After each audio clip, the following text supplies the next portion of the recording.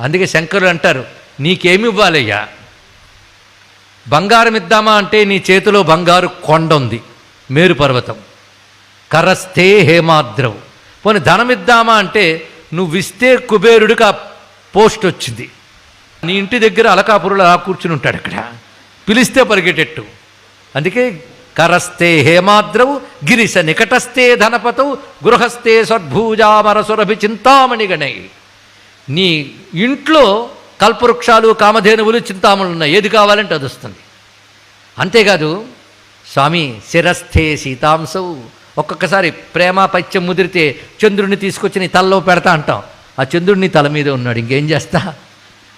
చరణయుగలస్థే కెల శుభే.